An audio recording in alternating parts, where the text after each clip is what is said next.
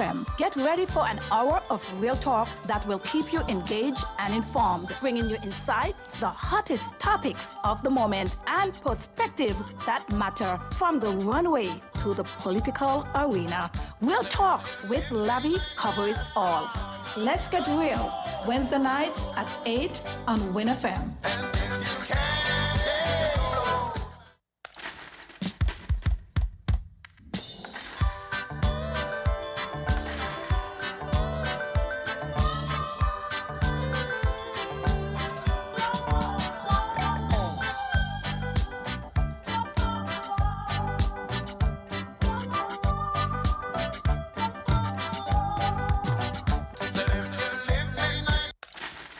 Let's get real on winnfm. Hi, this is Lavi. Let's get real Wednesday nights at 8 on winnfm. Get ready for an hour of real talk that will keep you engaged and informed, bringing you insights, the hottest topics of the moment, and perspectives that matter from the runway to the political arena. Real Talk with Lavi covers all. Let's get real Wednesday nights at 8 on winnfm. Challenge to the jungle, yeah.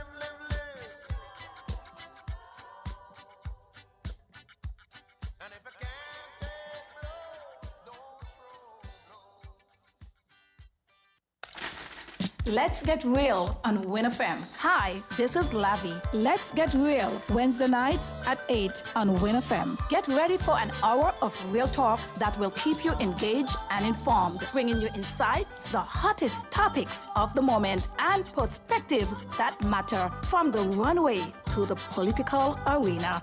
Real talk with Lavi covers all. Let's get real Wednesday nights at 8 on WinFM.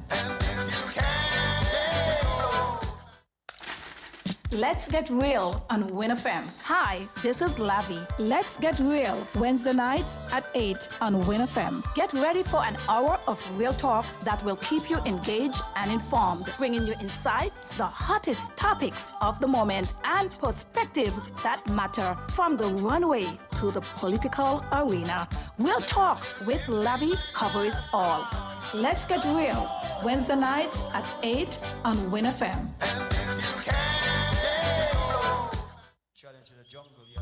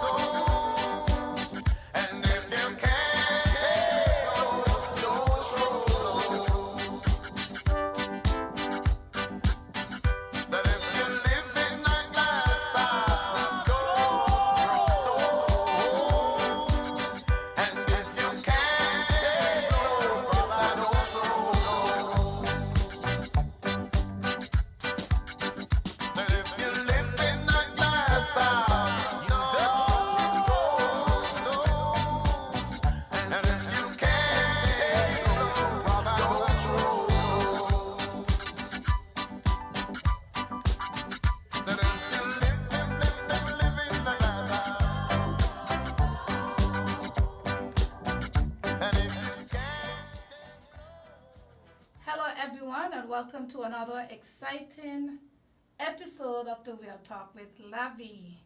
I am your host, Lavi Gumbs, and tonight we have a truly compelling and timely discussion ahead of us. We are honored to be joined by a distinguished guest, none other than Mr. Joel Ayaka. Ayaka, I guess you're going to tell me how that last name goes. Yeah, he's a talented writer, producer, and director. Yeah, and Joel is here tonight to shed some light on a crucial topic. Because as you know, this is the month for domestic and violence. Yes, this is the month, and we're going over to October. So he's going to be here to shed some light on a crucial topic that affects so many lives, especially as we observe domestic violence and mental health month. We'll be diving into his powerful film, Chokehold. Like chokehold? I guess he's gonna tell us what he means by chokehold. Yeah, which promises to spark important conversation and raise vital awareness. Good evening to you, Mr. Ayak. That's your name, Ayak or Ayak? My name is Ayuk, Ayuk, Ayuk. How you doing? I'm happy to Ayuk. be on your radio. I Yeah, I'm know, happy right? to be on the radio station. I'm happy to be on the show from St. Martin to St. Kitts and Nevis. I'm very blessed and happy to be on your show. You're doing a great job. Thank you. Well, thank you. You didn't give me a chance to welcome you to WinFM on the Real Talk with Lavi. You went right into it, and I want to thank you so much. So tell us a little bit about yourself and what drew you to our beautiful area. I am Joel Ayuk. I'm originally from the country of Cameroon in Africa. I've been living in the Caribbean for the past 23 years, going to 24 years. Came here, yes, I came here as a little boy. In my young adult years, I was 18 years old, moved to St. Martin to study for medicine. And unfortunately, I wasn't able to You finish changed your my. mind? You went into something else? Unfortunately, I wasn't able to finish my studies because I didn't have a scholarship. Because living from the continent, I didn't even know the Caribbean existed in the first place. I thought it was where white people are because in Africa they didn't teach us in the schools about our brothers and sisters in the Caribbean. So I happened to arrive and see black people, and I called my mother back home and I said, "Mama, there are Africans here." My mother was like, "No, what are they doing there?" And that's how I got here. Unfortunately, fast forward, I got married to a Caribbean woman and have two kids. St. Martin has been my home. I've been around the Caribbean, many multiple islands. I was in St. Kitts and Nevis. Love the country. I've lived 23 years in St. Martin, not even knowing that how beautiful your island is. Right across the ocean. From St. Martin. So last 2 months I was there, and I met you in person, and you were so kind. And he did some favors for me in terms of making sure that I settled very good in a hotel. Andre Huey is a very good friend of mine. I work with him as well. I met some of your ambassadors. I was picked up by one of the ambassadors, Larry. Your minister of culture. I spent some time with him, and Okay, then that's the also the Honorable Samuel Duggins.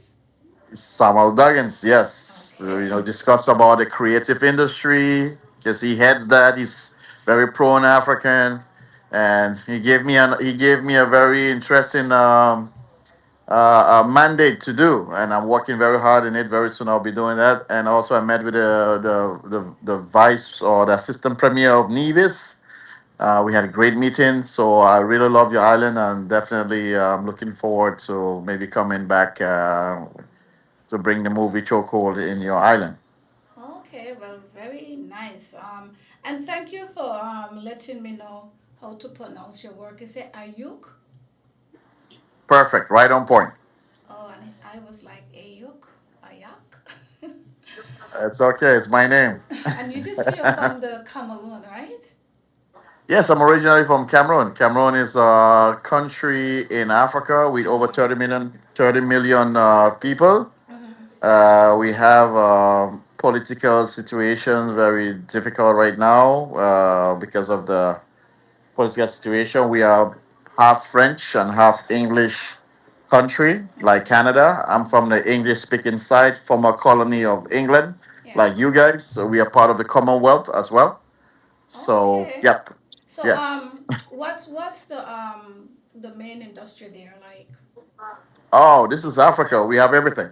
Africa is a land of resources. So we have cocoa, we have coffee, we have rubber, we have cotton, we have oil, we have a lot of agriculture.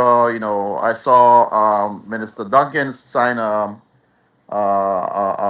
deal with the Nigerians for agriculture, and we also have a lot of agriculture. We feed a lot of European countries and a lot of African countries, including Nigeria and a lot of West Africa and Central Africa. Our country is so beautiful and so green when it comes to agriculture.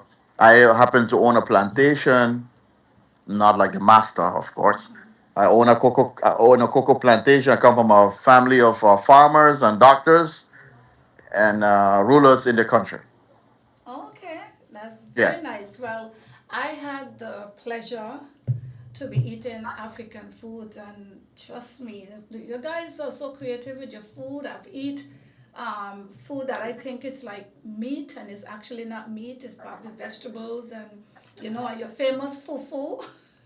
I'll prepare that next time when I get to St. Kitts. We can do a beach party. I love cooking those things. I love cooking African food, and so I'm very good in that. My kids. I remember my daughter was at the age of I think 3 years old when she had her first fufu and okra. Yes. and she eat it. She preferred that over milk, and I was like, she's African to the DNA. Well, I'm so happy to hear all of that. Once again, welcome to the Real Talk with Lavi. And it's good to meet you again. The first time I met you in person in St. Kitts, and now we are here together to do this show featured Chokehold. So, could you share with us the inspiration behind creating Chokehold and what message do you hold viewers will take away from this powerful film? Okay, thank you for the question. Before I even delve into Choker, I want to thank you for the opportunity that you have given me to be part of this amazing and beautiful show. Because when I've listened to it and the different episodes that you've done, you really deal with the people of St. Kitts and Nevis, those who are not heard, you really bring it in the forefront. And domestic violence, which this film deals with, is also what you care about. So I want to thank you very much for the opportunity to be able to have the time and to speak to the people of Nevis and St. Kitts, especially those who probably are victims or maybe perpetrators themselves. So I think we're going to have a very great show. So Chokehold, it's a film that describe domestic violence in a very detailed way. I work with professionals within St. Martin. The professional I work with, her name is Cassandra Richardson. She works presently in the government entity called the Ministry of Justice. She works on the victim support. She's moved up from being a social worker and working the victim support in the justice system. She's a domestic violence specialist. She's done 10 years in Canada and 10 years in the United States, specialized on domestic violence and trauma.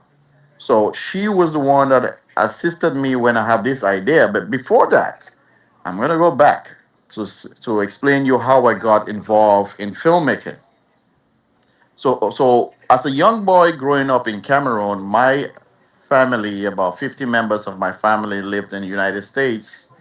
And my father always used to have these beautiful cameras that I couldn't touch. You know how the old people are. Don't touch my camera.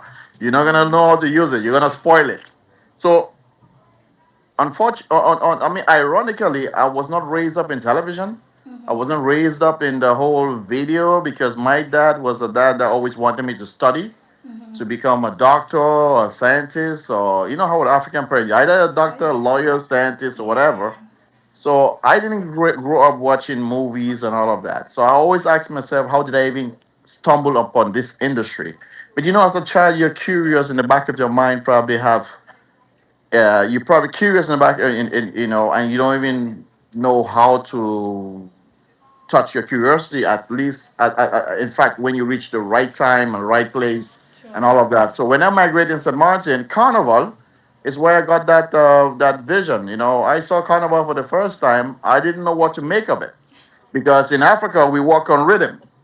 We don't jam, Right. we dance. We dance a rhythm. So when I saw Carnival, it was a jump up in St. Martin. And I asked, what is that? Are they mad people? They said, no, no, no, it's a jump up. What is jump up? So I got intrigued with it. So I bought this camcorder back in the days, those mini DV tapes.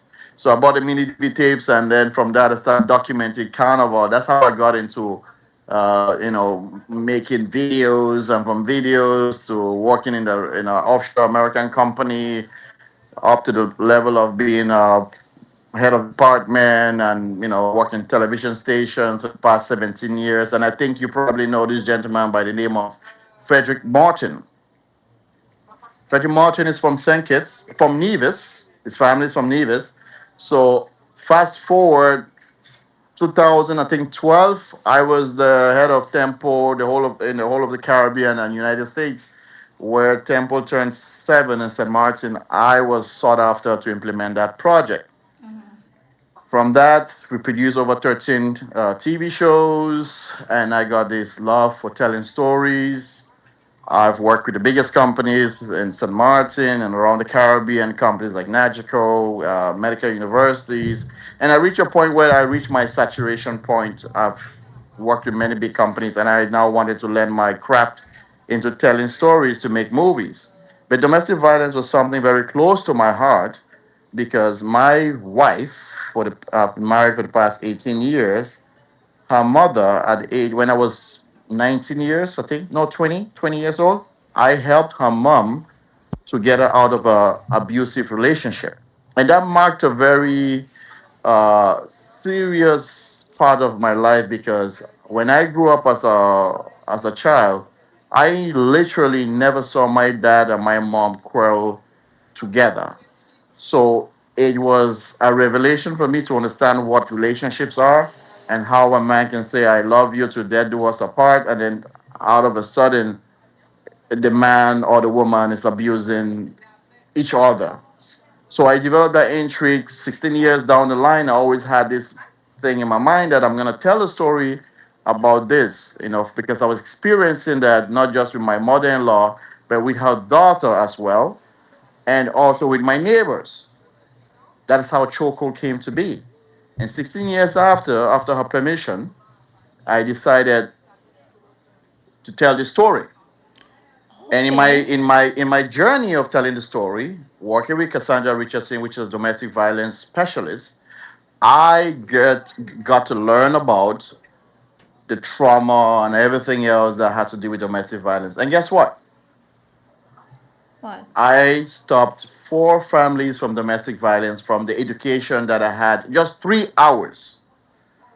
From 3 hours, those families, there's no domestic violence. And I said to myself as a filmmaker, I had a movie written already. And I said, what type of filmmaker do I want to be? Do I want to be a filmmaker just make good films? I mean, I feel good films, or do I want to be a filmmaker that impact change within the society based on my craft? All right. And Can I ask you this question? So, given your extensive experience in the film industry, how do you approve sensitive? How do you approach sensitive topics like domestic violence in your storytelling to ensure authenticity and impact? thank you, thank you very much. Amazing question. I've been interviewed a lot. I've never had this depth of question. How I did that is by working with a professional that's in the industry of social affairs and that deals with domestic violence, as I said previously. And by doing my research, I had to make sure that I respect the medium of filmmaking, especially domestic violence. I had to make sure that everything I put on screen is authentic. That's how I was able to do it. It took me 1 year writing the script and revision. I did 10 revision on chokehold, almost 10 revision, and those revision was sent to the domestic violence specialist.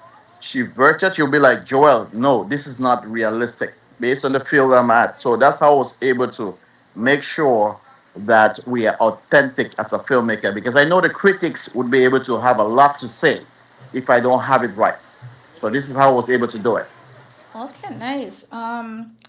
So Chokehold was filmed in St. Martin. How did the local setting influence the narrative and the overall production of the film?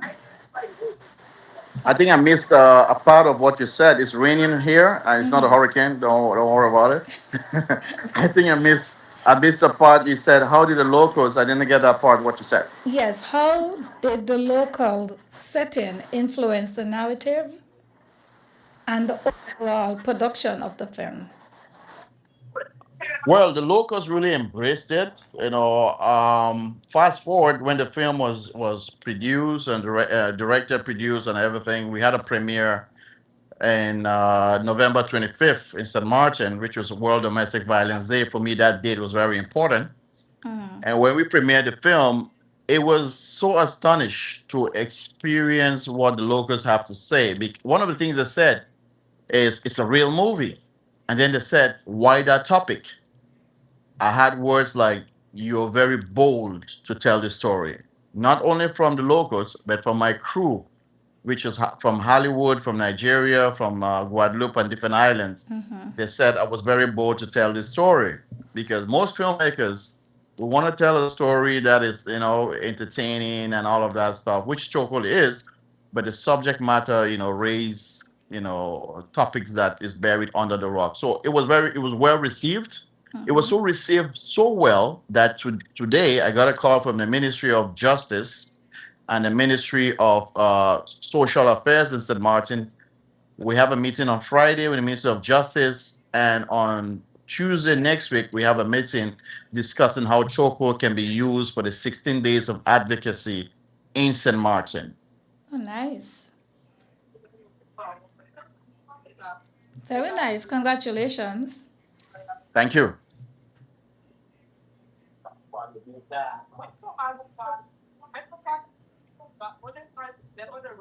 Are you there? Sorry, I missed you. What did you say? Yeah. Excuse me. Can you hear me still? You said it's raining by you? Yeah, it's raining. We have a little bit of rain. It just stopped here. It's not a hurricane. The hurricane is not on this side, so Okay. we are good here. It's just the water running down the roof. All right. It's a market. It doesn't run. It doesn't rain that much here. It rains for 5 minutes and it stops.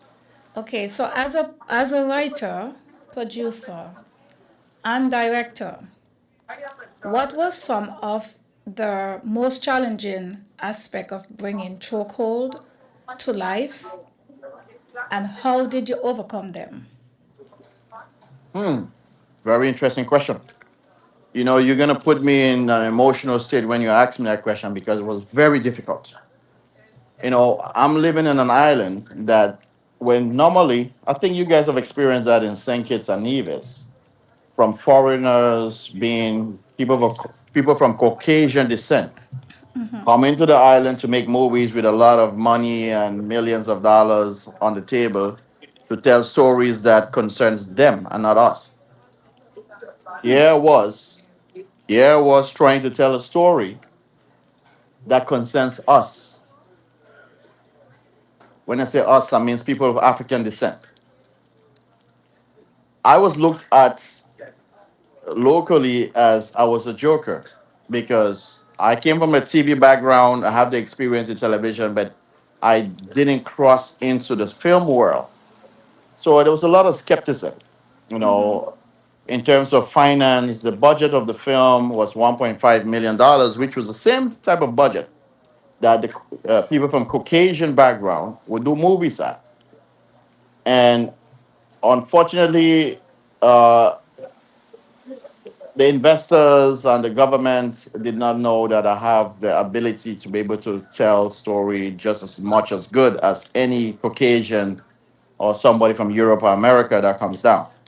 I believe my motto is for us by us. I've always said to politicians and creative people within the industry that nobody's coming to save us. We need to save ourselves. Unfortunately, certain situations that happen that we realize that those who come in, they exit, and then we are left with nothing. So it was very difficult to do that. It took me 3 years to have the film done from the finance part of it. But I started with my own funds, family funds. I was able to raise the money, within family funds and my own money. And I remember this day when I went to the president of St. Martin and I showed him a teaser of the film. It was a 2 minute teaser.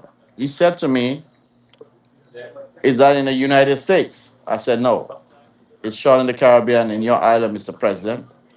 And he said to me, "You're in a lot of problem. You owe a lot of people money." I said, "Yes, Mr. President."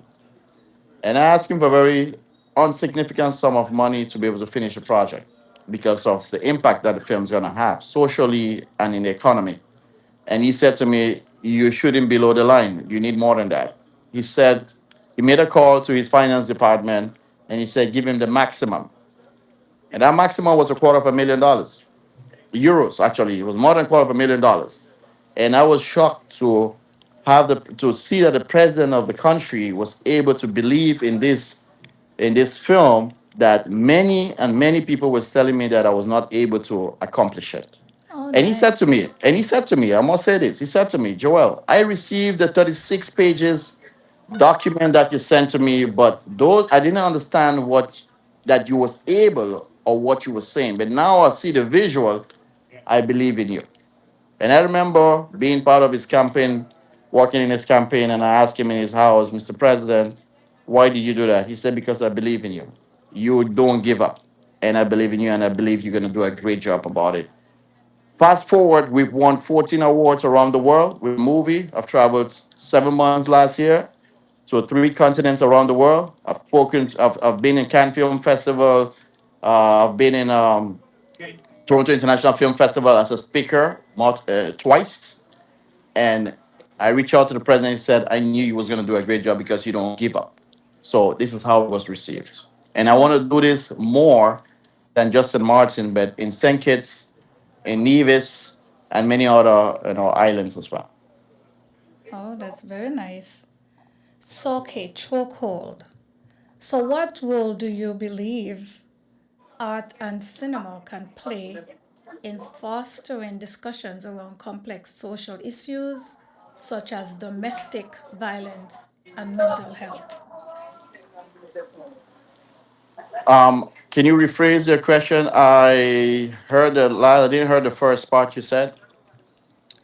What role do you believe art and cinema can play in fostering discussions around complex social issues such as domestic violence and mental health? Okay, I'm gonna rephrase. So your question is, what role does cinema plays in dealing with subjects such as domestic violence, like Yeah, social issues? right. Okay, Art, so art and cinema. so art and cinema. In fact, as we speak, we the first island that we work with the first government of in the Caribbean, which was the government of St. Eustatius, right across from your island. The governor, I must thank the governor for what she saw in this film, and Irena, which is the person which is responsible for domestic violence, a professional in that island. She came to St. Martin and she watched it at Caribbean Cinema in St. Martin. I must thank Caribbean Cinema for working with us in distributing this film. So when she saw that, she brought it to her governor in Statius. And I remember the governor's words. She said, "There's no there's no cost to put to the level and the impact that chokehold has in her community." And in fact, fast forward, chokehold is being considered in Vienna. There's a domestic violence major event worldwide next year. That chokehold is being brought for what we did in the island of Sabre Statia, St. Martin, and Jamaica, to be brought forward as a tool, like using film as a tool to create social change. So when you ask me what can chokehold or filmmaking make in order to create social change, Yes. we sleep and we dream in images. We do not sleep and dream in text. So especially as black people, we are very creative people. We are very touch. We are very artistic. So the film brings visually what is hidden for many years under the rock. So the film brings it cinematically on the forefront. It triggers your emotion. Puts the audience in a state of mind to feel comfortable to express themselves. I'm speaking from experience that we did in Statia, Sabre, and in St. Martin and Jamaica. So the arts plays a major role in creating change around the world. We look at, Bob Marley. We know Bob Marley, his songs that he made. I mean, he's been dead and gone for many, many years. But his artistic expression of what art is and the injustice that we face today is being used, and many more artists. So art plays a major role in creating change in socially within our society, and that's why I embarked on that, because of the power of the medium of the creative art. Sure. Wow. Questions. So chokehold only showing them in the cinema. What other areas? How would people get to watch the show? You said you played a role in the schools as well, right? Okay, so chokehold, what I found was best for chokehold, we're going through the traditional means, which is through Hollywood and distribution. We have signed two distribution deals with two distribution companies in Los Angeles. In fact, last week I got a list of about 40 different channels: HBO, BT, Pluto, MTV, what's the name of this? Netflix, Amazon. That chokehold is going to be has been put forward for distribution. But for me, the most important aspect of chokehold is what we do. We create impact within the communities, because if you watch chokehold on on a Netflix platform, we cannot be able to have a conversation, to speak about it, to open about it, to speak about what hurts. So hurts or whatever concerns we have. So for me, what's important is we I call it a regional, I call it impact distribution. So we go to different islands. Like I would love to have chokehold in St. Kitts and Nevis, so we can have it in the cinema, in the community centers, in the schools, that we can have dialogue, because domestic violence goes beyond gender, beyond status, beyond it cut across our society. But what's important is that we have designed a workshop, by professionals that would speak and help people that are going through domestic violence, or those who probably think they understand, to understand the full aspect of it, to create change within the societies within the Caribbean. Because I always say this: slavery had an effect on our people that was never resolved. So our men, I used to feel like our men are evil or whatever, but a man that is under trauma has no other way but to express what he went through. So I have a thing, and I got to have a compassion for men, because men are not being heard within the society. So chokehold is the tool to be able to have the men view it, have the women view it, and the kids, and for us to open up and have dialogue to create change within our society. This is why the film was made. We are not about bashing anyone, or stopping society to make sure families are separated. No, it's about unification. Let's speak. So chokehold is that catalyst to open our society, our Caribbean sisters and brothers to dialogue. That's That's what it true, is for. because you gotta find ways to, so people can get the information out. Someone is saying that every 3 minutes a woman is murdered in America for domestic violence. Not only in America, it's happening around the world. It happened in I got a message Well, from they said, Guyana, but they did from say Guyana. they did say every 3 minutes. So we're not having this here in St. Kitts. But I know we have in domestic all over the world. But And I'm gonna say something. Sorry for cutting you. I'm gonna say something, interrupting you. Something very interesting. Yes, there's murder. Chokehold is one of the tools. There are many tools, but chokehold is one of those tools. But I'll say this: it costs the government way more money and our society to deal with domestic violence than prevention. So prevention is something that chokehold is there for. When we speak about our problem, it helps us to deal with it. correct. I'll give you one of the situations that happened, one of the experience that happened with somebody I invited to watch a movie in St. Martin. He said to me, Joel, I'm so glad and happy that you brought me to watch this movie, because there was something that happened to me over 30 years ago that I never told anyone about it. He said I came from work and I was having a beer, relaxed myself. I had a long day, and here was this guy that I knew, a police officer, speaking to me about his problems, about his wife and everything else and what's happening. And he said, I said to him, I don't want to hear it. And he stopped him in his track. You know what happened that weekend? That guy, that gentleman, murdered his kids, his wife, and himself. And he said to me, all I had to do when watching your movie was to give a listening ear, because if I did that, he wouldn't have done that. So men, which are most of the perpetrators of domestic violence, are not being heard. Vice versa, there are women that are also perpetrators as well. So this film, I must say, I hope and I hope the Department of Social Justice, Department of Gender Affairs in St. Kitts and in Nevis are listening to our conversation, and to bring this film and the workshop that we have behind it with professionals, working with local professionals, to be able to give a listening ear to the relationships between our sisters and our brothers, our kids, so that they can be able to express themselves. Because dialogue is what we need to be able to crush this trauma of domestic violence. And So this is my Miss intention. Nice, Mr. Ayok.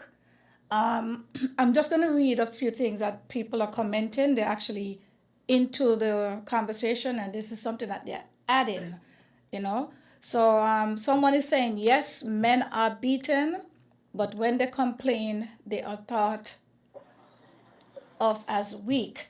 So just like what you were saying, sometimes some men, don't really speak out, and or maybe we don't really listen to them enough. Yes, yes, you're right about that. Person is so right about it on the button. In fact, in St. Martin, 2 weeks ago, we had a meeting. We call it. We reach out to some companies, major companies. We call it corporate responsibility project because when you are been having domestic violence issues at home, be it the man and the woman, it also affects your job. It affects how you perform at your job, and it costs a lot. Sometimes people don't show up because they've been abused.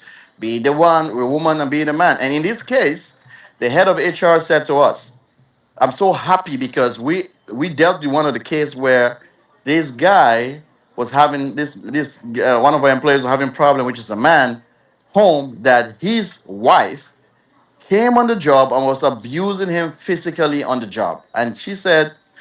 The colleagues were laughing at him.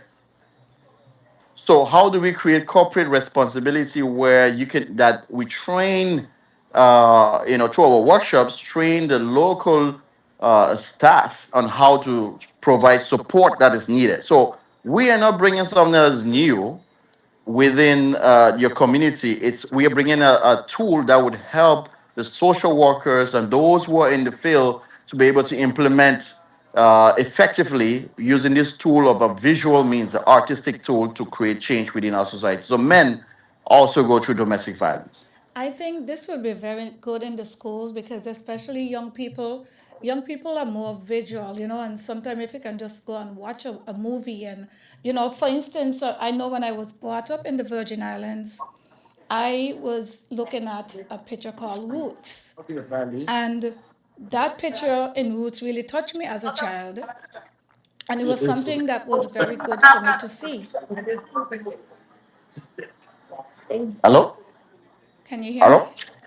Can you hear me?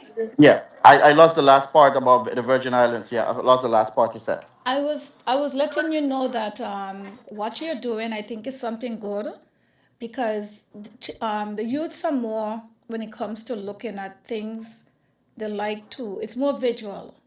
And as a child, I know Roots is a very long, long show, and because it was showing in the Virgin Islands when I was growing up, I was able to look at it because it's not anyone that was just talking, but you're just watching the picture, and I learned a lot from it.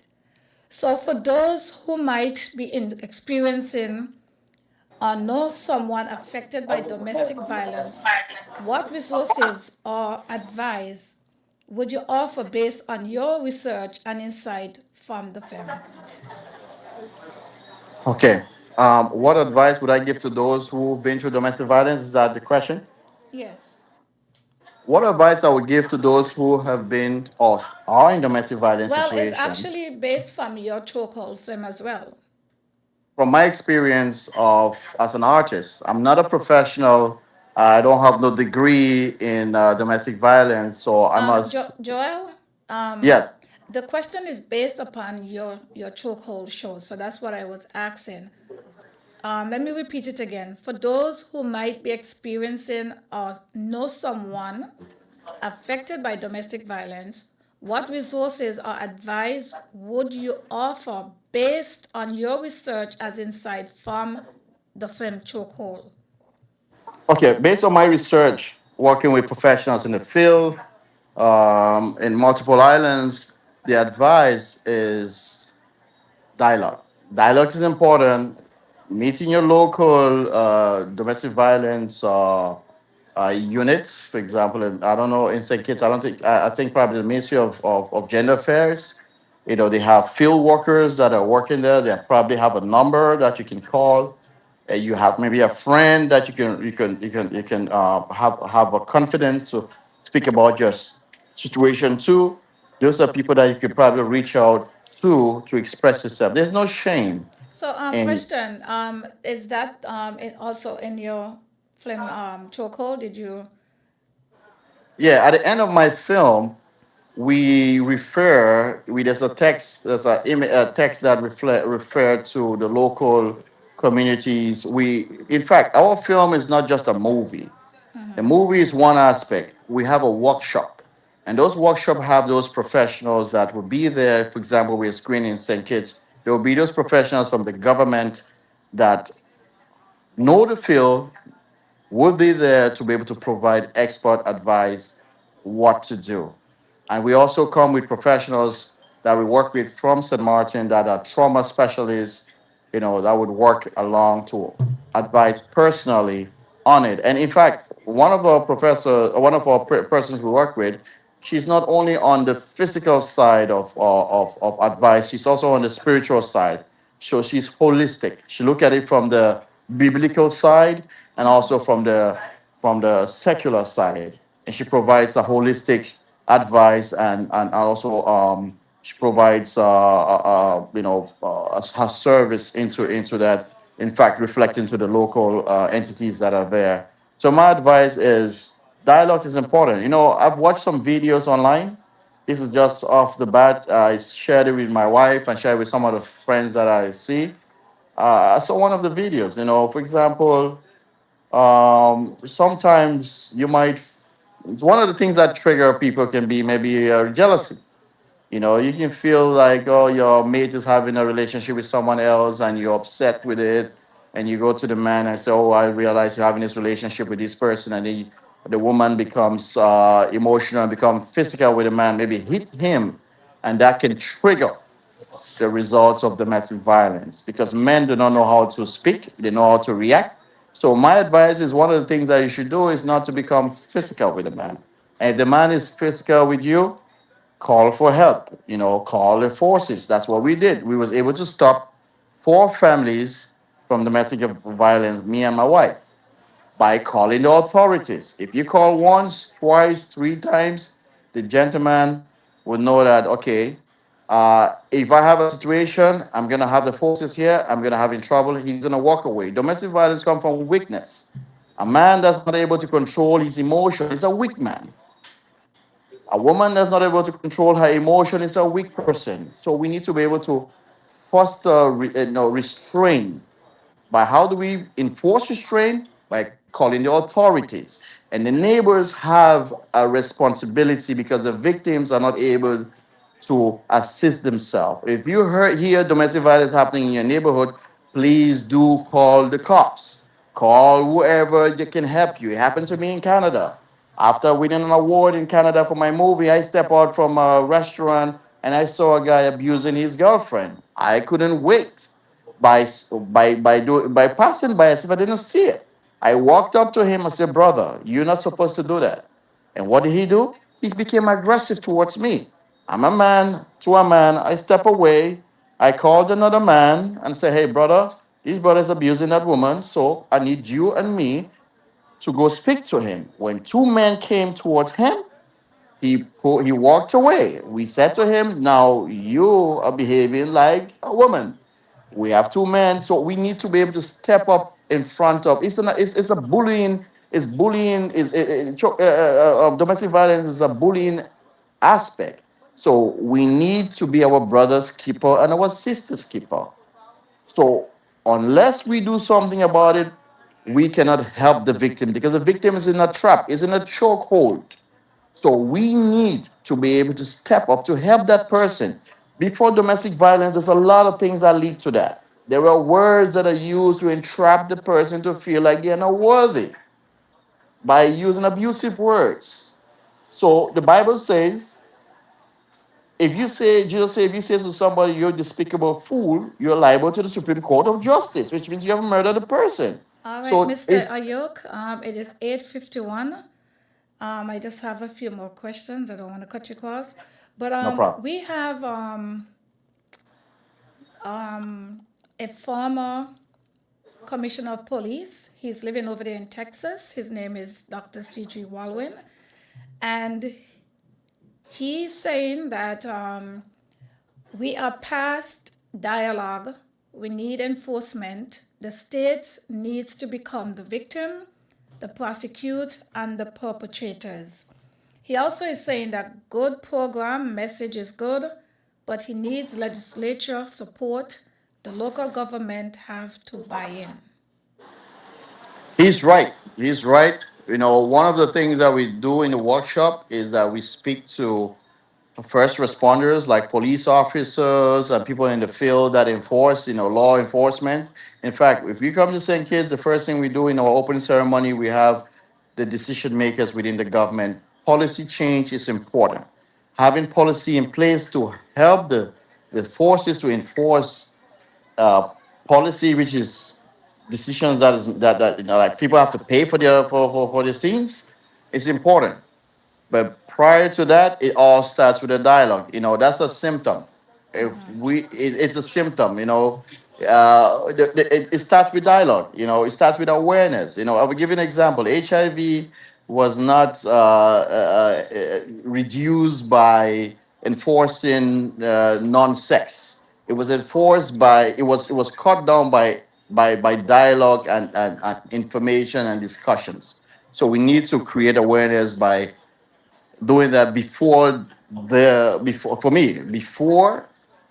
the implementation of the laws, because in fact these people that are wrapped up in domestic violence, they all have a home. The government doesn't have the facility, neither the resources to be able to deal with enforcing the law.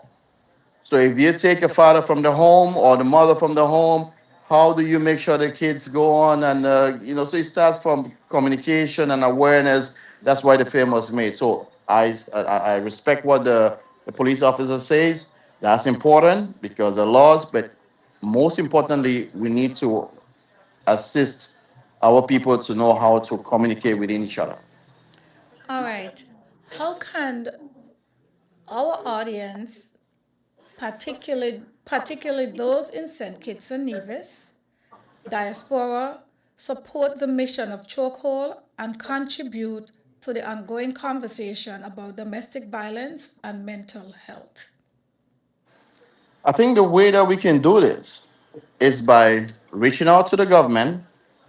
The Ministry of Social and Gender Affairs have to spearhead it. The minister or the premier or whoever is in authority has to embrace our program and implement it in St. Kitts and Nevis, because we have a proven track record in Statia, Sabre, St. Martin. We have Cameroon coming up. So we need to be able to have this because this is a tool that doesn't exist.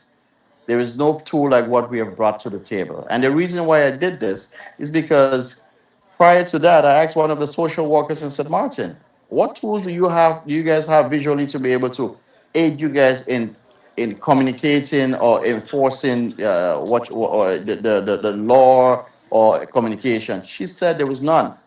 She said normally we rent movies in Hollywood, but that doesn't reflect who we are. So I decided to make a film that reflects us, for us, by us. A film with prominent actors and specialists. So this tool is important. So I think the population needs to reach out to the ministers, reach out to those who are in authority in St. Kitts and Nevis, and ask them.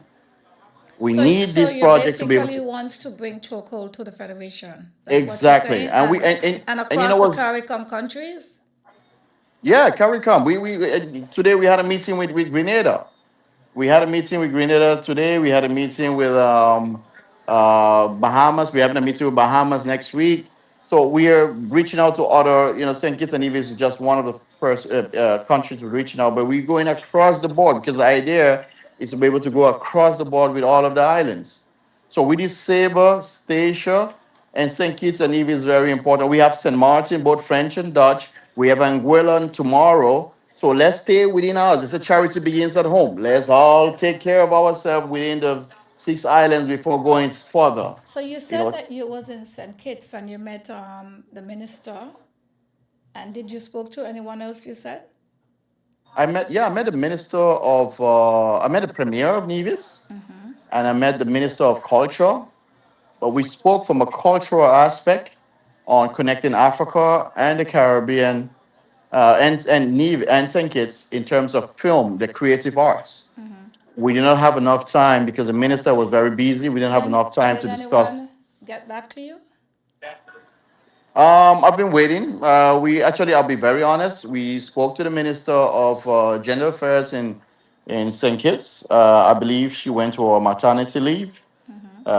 So she knows about the project. We've spoken to her and her team, and I believe she went to maternity leave. So this is the time. I don't And know, if you can assist us or the audience can assist us. We have 16 days of advocacy that's do coming you up. have the emails, numbers, and everything? I mean, I know you want the audience to assist you as well. I'm hoping that someone will assist you because you would love to be a part of the. Is it the 16 days Of advocacy, of yeah, which is advocacy between coming up in between November, right? between November 25th to December 10th. If we can have 1 day, 2 days, 3 days, so our event is normally a week. But if Yeah. we can have at least 2 or 3 days, because I know the government already have prior implementation of that. But the visual, if we can have at least 1 or 2 days, we are open to be there. So make it happen. Reach out again. Okay. If anyone want to reach out to me, can I give my number, email? Not on the you can message me and I'll get it out. You have my information, so Yeah. you can share with the audience Right. if anyone needs to reach out to us. Yeah. Right. But what I'm saying, right? You can reach out to them again. Do you have their emails? Yes, I do. I do. I'm gonna reach out to them, and I didn't know she was on a sick leave. I don't know. I don't know her situation. Because she just made a baby. Yeah. All right.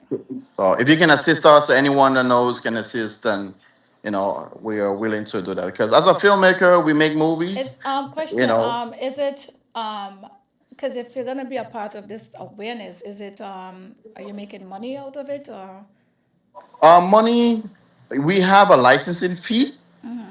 The movie was done from a foundation, but we also have professionals that work within the industry.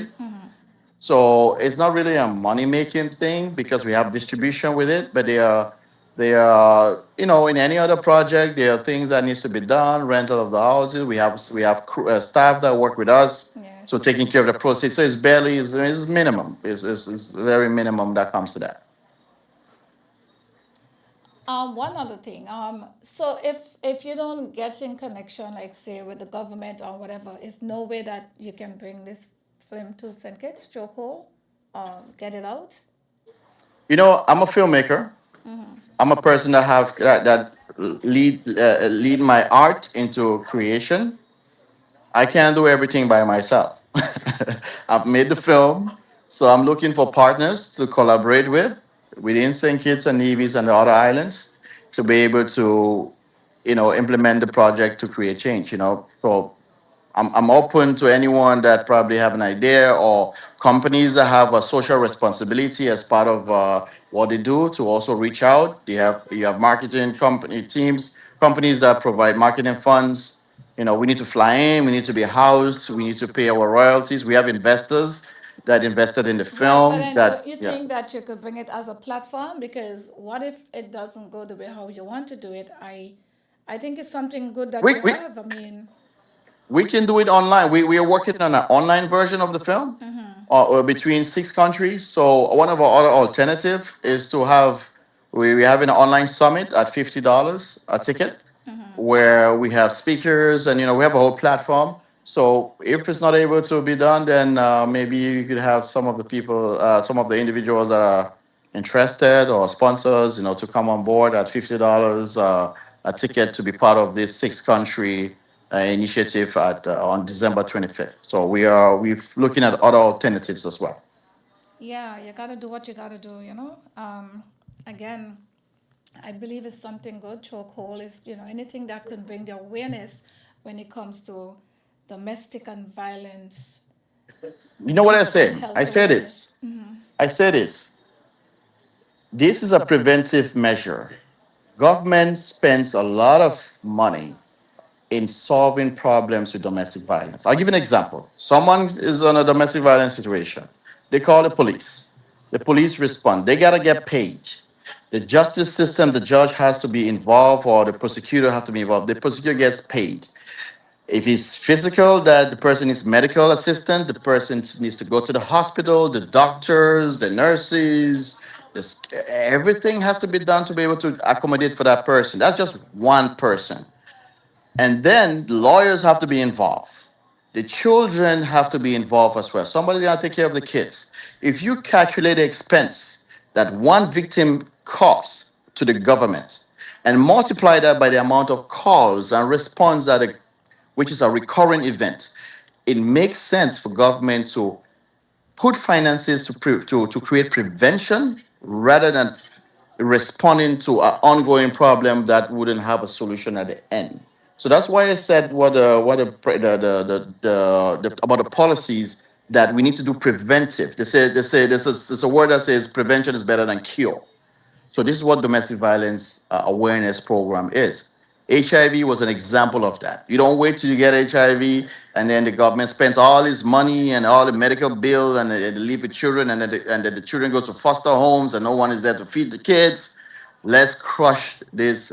Let's break the chokehold. This is All what the idea. right. So let me just read something what is being said again. Someone is saying accountability. If we put barriers in front of accountability, it will continue. The Caribbean is known for beating women. It is because the laws there are weak. We are either going to hold people accountable or continue to make excuses. We can't do both. Finally, this a CARICOM based objective. He needs to get into the secretariat. So the person's given, like some information and stuff that you need to do. So The person is right about what you I said. gotta let everyone that is online right now, person that are listening right here in St. Kitts and Nevis, thank you so much, for listening.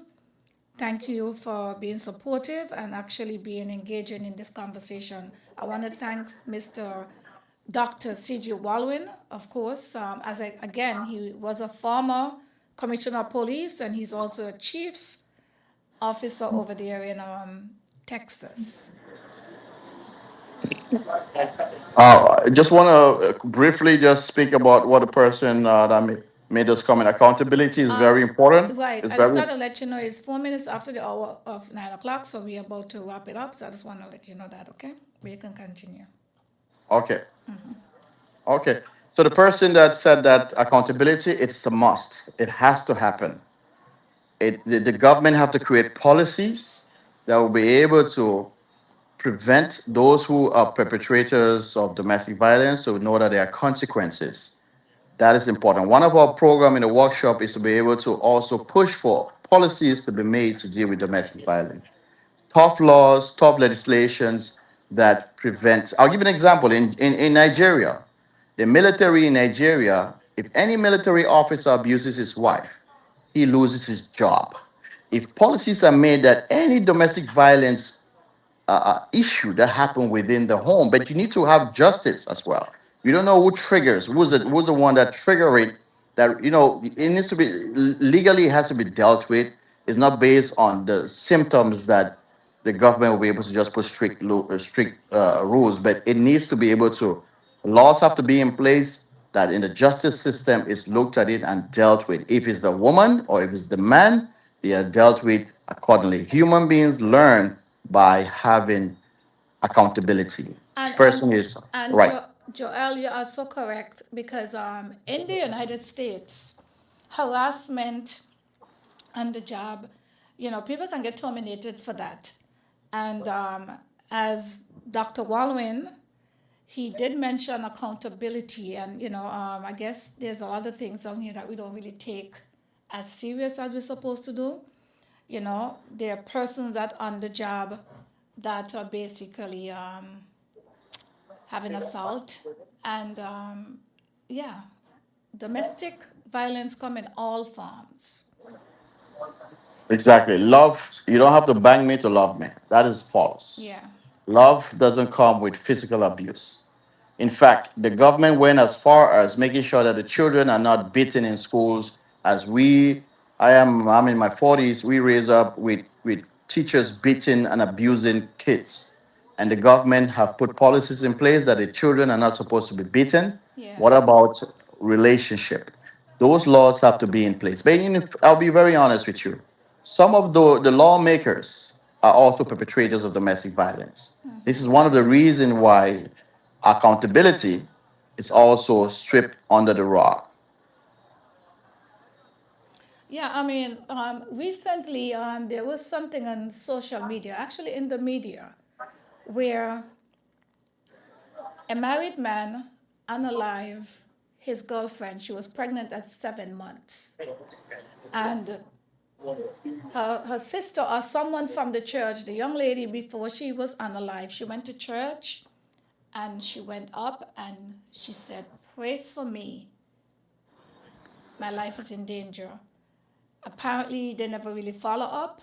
And 4 days after, she was missing and found unalive. So, again, domestic violence, a lot of people are suffering silently. People are afraid to talk and share what they're going through because sometimes people basically don't have any trust and they talk it. So a lot of people bottled up these things, especially men. There's a lot of men bottle up a lot of things and don't really talk it. Yeah, you're right about it.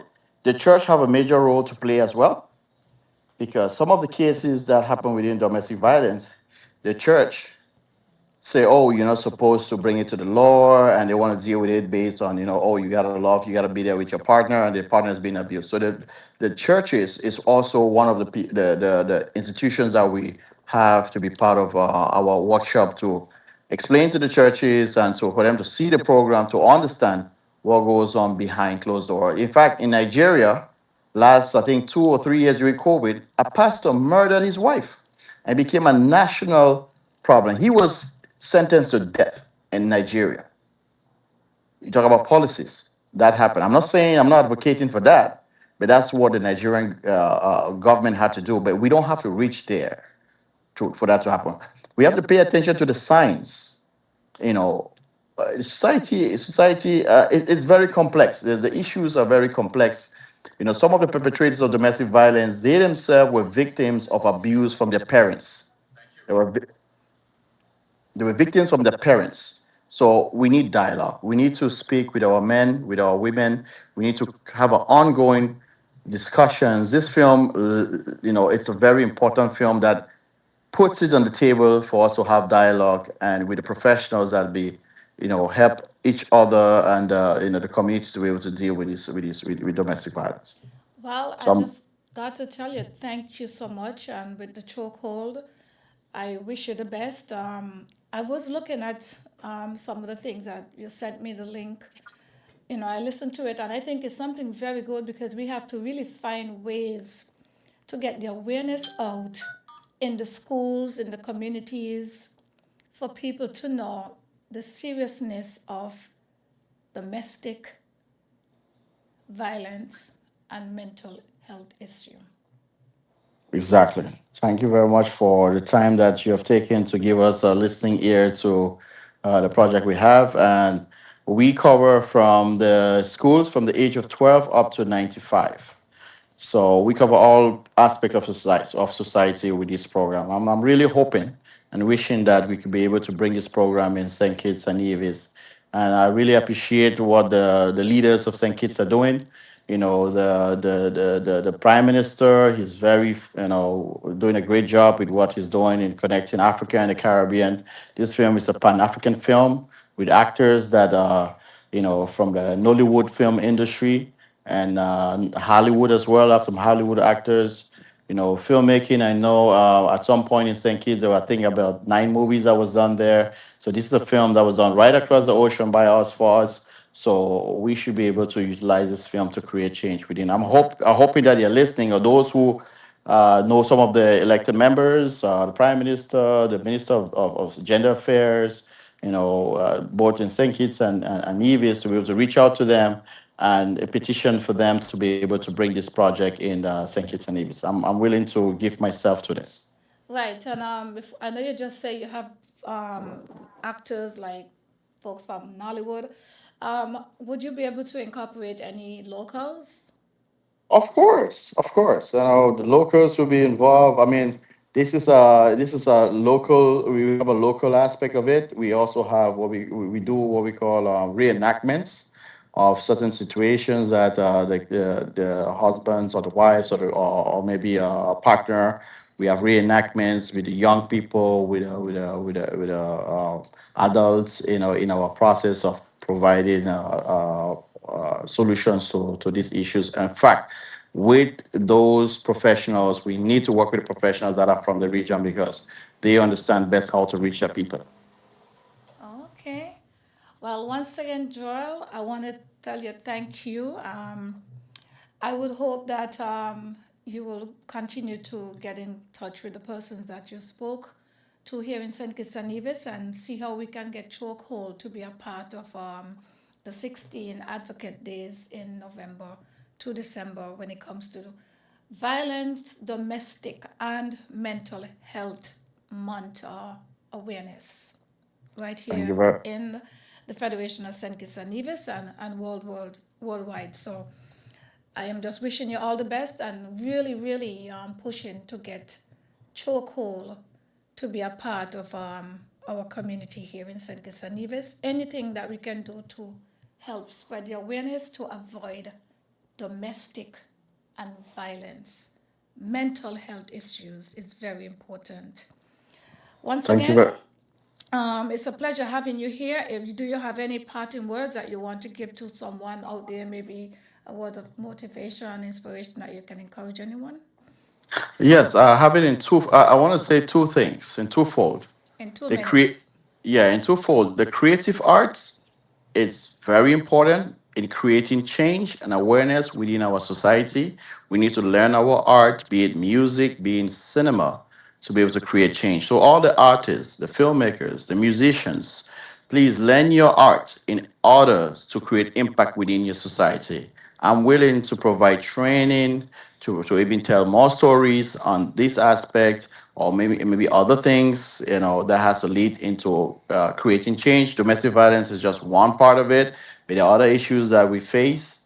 So I'm learning my service, my expertise in that. And secondly, if you're dealing with domestic violence or you're a perpetrator of domestic violence, please take some time to look within yourself to find the love or to reconcile with whatever issues you're dealing with because no one jealousy it's not something that helps us in any way. If you commit domestic violence, there'll be consequences. If you love someone and they say they love you but they're inflicting pain to you, that is not love. Love is as the Bible says, for those who are religious, is love forgive everything. They are unconditional. So please, if you need a listening ear, the authorities in St. Kitts and Nevis that you can reach out to. The program, I really would love to bring the program to St. Kitts and Nevis. Please reach out to your authorities, to your departments, and whoever the heads of these departments, so we can be able to provide this tool that we have to create change within the society. So that's in a nutshell. You don't have to bang me to love me. Love doesn't come with inflicting. Nobody's your father, nobody's your mother. So let's be adult here and let's have mature relationship and discussions within our society because it's very important to have peace within our society. Absolutely, and thank you so much. And I just want to add domestic and violence doesn't just stop at relationship with a spouse, a boyfriend, a girlfriend. It also comes from your children, your parents, your friends. It comes from anyone that are experiencing violence. All right. It is very good to educate yourself, read a little bit more, and learn emotional intelligence. Learn how to control your emotion, be a little bit more, aware about it, because prevention is better than cure. I'm sure a lot of persons right now that are incarcerated, if they can probably have one last chance, they will say, well, I wish I didn't do it. And at that point in time, someone is unalive and another person is behind bars. There's children, there's loved ones, everyone gonna feel it. So again, this is the month of violence and domestic mental health month. The awareness is coming up. The 16 days advocate is coming up in November to December right here in St. Kitts and Nevis. People, please do pay attention and, learn what is happening in your country. It's very important. Life is more than just behind the keyboard on social media. It is very good to know what is happening in the present moment, on the grounds, in your beautiful island. I want to thank once again our special guest, Mr. Joel Ayuk. Yeah, thank you so much. He's over there in St. Martin, and he was here to present his film making, his show called Chokehold, and it's geared towards domestic and violent mental health issue. Thank you once again. Next week, we have our special guest will be none other than Miss Alicia Herbert, and she will be here coming to share some information about entertainment right here in St. Kitts and Nevis, and it is a show that must listen. I mean, Alicia Herbert is from St. Kitts. She's a diaspora, and she's gonna be our special guest. So please stay tuned with Real Talk with Lavi. Once again, I am Lavern Davis. Good night. Okay, thank you very much.